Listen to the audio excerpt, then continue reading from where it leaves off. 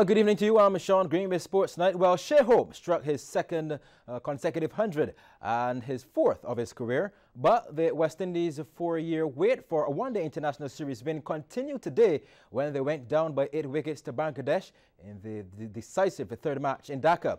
Hope was once again the only beacon for the regional side after his unbeaten 147 in game number 2, while today he stroked a high-class 108 not out. Now, batting first, the West Indies limped to a disappointing 198.9 of their 50 overs. Well, and the Bangladeshis responded with 202 for 2 with Tamim Iqbal top scoring with 81. While the Barbados Pride are still behind the 8 ball in their own backyard against the Jamaica Scorpions. This is on day 2 of their West Indies Championship 4-day match at the 3Ws Oval. However, they started the day well, sending the Jamaicans to lunch with only 3 runs ahead on 170 for 5. Here's a look at the pre-lunch session. Looking to push on from their overnight 102 without loss, the Scorpions were in the hunt to take full command of the match. But that plan was soon derailed as Jamal Warrican snatched up the wicket of Chadwick Walton, given LBW. Walton adding just 2 to his overnight 19, out for 21. Scorpions lost their first wicket on 107. That brought Jermaine Blackwood to the crease, and he was able to sneak in this boundary just over Craig Brathwaite's head. Meanwhile, John Campbell, who started the day on 67, was pressing on, getting this delivery nicely through the cover points region.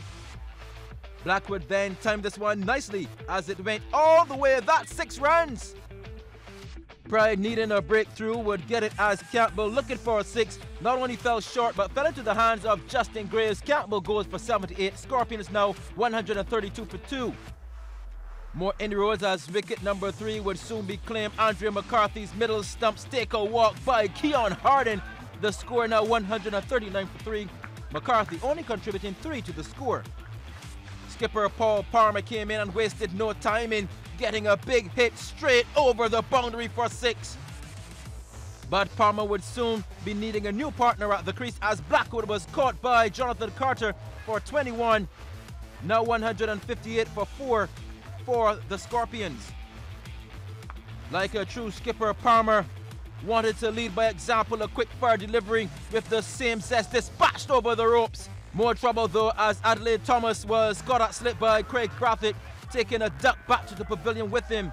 Scorpions now 162 for 5. As Palmer fought to keep his team alive, that's another easy boundary, look at that. Palmer moves to 25. The Jamaica team go to lunch 3 runs ahead on 170 for 5. Well, the Scorpions were quickly dismissed after that for 248. Jamal Warrican taking 8 for 89 before the Jamaicans then reduced their pride to 93 for 3, which represents a lead of just 12 with 7 wickets in hand. Well, it may not be a very Merry Christmas for CPL Trident's batsman Dwayne Smith, who is one of many franchise players who has yet to receive full payment for his exploits this season. Smith says that it's not the first time that this has happened and something must be done. There was payment. It's the last payment that we're waiting on, and nobody knows what's going to happen. I think it's something that CPL should have sorted. I think they said from the last time it happened, it won't happen again. They will make sure they give us their word that they will make sure that it doesn't happen, and it's still happening. So I don't know what they can do. This is something that could hamper the tournament, and I'm sure that CPL has been a talk about tournament since it was introduced, and I'm sure that people love to come to the Caribbean to play the cricket, and I would never like to see CPL finish. But it's something that we really got to get sorted.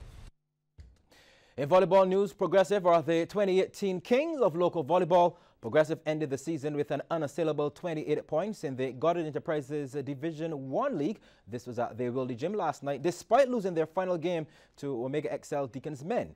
Meanwhile, the Queens Chargers did the opposite, closing their successful season with a consolation win over last year's champions, the Pan American International Insurance Warrants. Let's start with the Toners and Carlton in the red. Tamisha Trotman serving, but it's no problem for the Toners, easily handled and sent back, but Carlton failed to capitalize. Toners this time serving and Carlton showing their best. Narissa Dyer getting high and hitting low.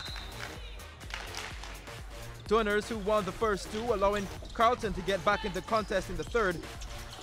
Daniel Brathwaite with the spike for the Toners.